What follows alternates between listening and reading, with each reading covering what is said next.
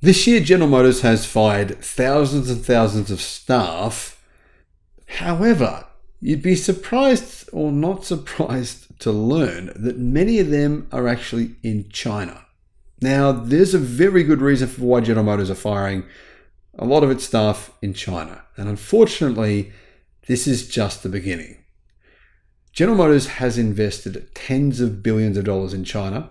And a lot of people have said, well, a lot of the technology that General Motors invested into in the country was kind of reappropriated or taken by other car companies. That may or may not be true, but either way, GM sales are, well, they're in free fall. They're in trouble. And as a result, GM are having to close down some of its car factories. Therefore, some of their staff have had to be fired. Hello, my friends. Welcome to the channel. I'm Sam Evans. You're watching the Electric Viking. It's phenomenal to have you with us. What is going on here in China? It's really not looking good.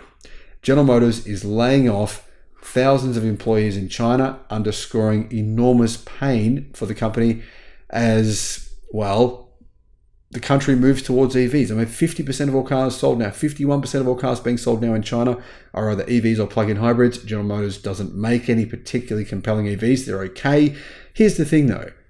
Chinese consumers, they are, well, one, they're more patriotic now. They think their own brands are great because they are. I mean, look at Zeekr's cars, for example. Look at XPeng's cars. They're fantastic, both of them. And I can understand why you wouldn't want a General Motors vehicle if you can get one of those instead. So, the other problem, General Motors, well, they didn't take electrification seriously. And consumers are basically punishing legacy automakers. They're saying, you know what? If you didn't take it seriously 2 years ago or last year, then we don't believe you're actually going to be taking it seriously this year. So basically the horse has left. It's left. It's bolted. The horse is gone. There's nothing General Motors or Volkswagen Group or any of these car companies can do in China to reclaim their sales.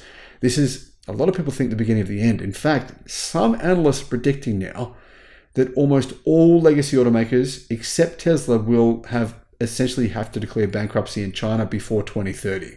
I've heard that from numerous analysts now. GM is cutting jobs in China. And it's meeting with its local partner, SAIC or SAIC, which is a government-owned company, to talk about what they're going to do, their strategy. Unfortunately, a lot of these jobs are in research and development. So General Motors basically, do you think that sounds like they're kind of giving up? I mean, if you're firing people in your research and development teams, to me, that sounds like you're going, yeah, all right. We give up. Over the next few weeks, CNN Post says that General Motors and SAIC will discuss the possible capacity cuts as part of a strategic realignment of its brands sold in China. A bunch of nonsense to say, well, we're going to try and figure out what to do. So what exactly has gone on this year? Well, SAIC are probably not very happy. The Chinese government probably aren't too happy because their joint venture with General Motors, their sales are down 55%. They only sold 240,000 vehicles this year, which means compared to about 3 years ago, GM sales have actually fallen by 80%. 80%. General Motors, right, historically, they've made a couple of $1 billion every year in China. At least some years they've made $5 billion. Seriously. Crazy, but they did. However, for the first time in history, General Motors made a loss in the first quarter of this year. They lost $200 million. A lot of people think, well, those losses are just going to continue now for forever, infinity, until the company just leaves China. I don't know if that's true, but we do know that Ford lost $2 billion in China last year. So maybe they'll just follow Ford's trajectory. It is possible. Now, guys, I saw a post today on social media, and it said General Motors are basically finished in China, in Europe, and probably their sales are going to decline interminably in the United States. Therefore, General Motors will have to be bailed out from their next bankruptcy by the US government. So, yeah, I mean, is that possible? It is possible. GM say they will produce less expensive cars and EVs locally through their joint venture with SAIC and Wuling Motors. But here's the thing, if that is the case, it's not really, I don't see how that's a positive. I mean, General Motors have a tri-venture with Wuling and SAIC, right? So they only own 33% of that company. Now, the irony is that GM claims those sales as their own. Now, imagine, guys, if Tesla sold, let's say, what did they sell last year? 1.5 million cars, right? Let's say that 1.5 million cars, they sell them. Tesla's like, yeah, guys, we sold them 1.5 million cars last year. It was great. And what about if someone came out and said, well, actually, you only own 33% of this business. Therefore, did you really sell 1.5 million cars? Really, you sold more like 500 million. I mean, really, you sold more like 500,000. That's a big difference, right? So that's what GM does, and it's a little bit misleading. In their sales figures, Mary Barra says, oh, look, we sold this many EVs, but actually GM didn't even make them. Wuling made them, and GM owns 33% of that joint venture. So GM lost $210 million in the first quarter, but so did SAIC. So SAIC's not too happy about this either. General Motors was one of the first foreign automotive brands to enter the Chinese car market. Their sales peaked at 4 million in 2017. They fell to 2 million last year. This year, they're on track for about 1 million.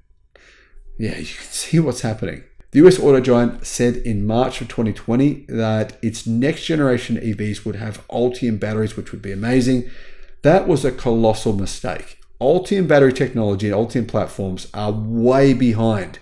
Guys, if you compare Xiaomi's platform, Xpeng's platforms, Zeekr's platforms, the battery technology from companies like Geely, the battery technology from CATL. Why would GM make their own stuff if it was going to be subpar? It doesn't make sense. I don't understand it. On September the 14th, 2021, GM officially launched the Ultium EV platform in the Chinese market. But the truth is that Chinese consumers, they know what these cars are. They know, right, that this technology now is, to be honest, it's nowhere near as good as the competition. Now, here's what CDF Post said. Aside from SAIC GM Wuling's cheaper EVs, General Motors' other EV models have had absolutely mediocre sales performance in China, leading to a decline in the company's overall sales. And that's because, like I said, the technology is dated. The software isn't that great either. In the January to July period, SAIC General Motors sold 240,000 vehicles, which was a decline of 55% versus last year. And last year was also a bad year. General Motors, well, they're finished in China. And honestly, you can really see why Warren Buffett finally decided enough is enough. Berkshire Hathaway, right?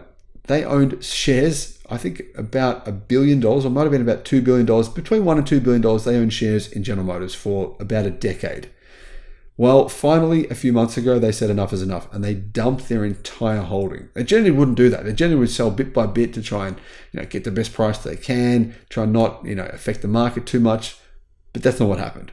They literally dumped their entire position. And honestly, that should have happened. That should have been done years ago.